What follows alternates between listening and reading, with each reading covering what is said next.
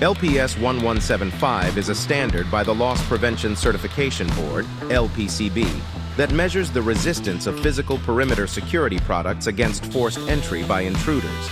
The standard boasts a variety of security ratings based on tool set type and time taken to gain unauthorized entry.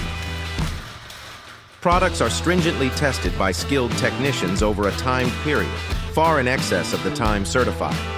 This ensures that each component of the gate can stand up to the attack time certified. Gaining the LPS 1175 certificate is not only about passing the physical test.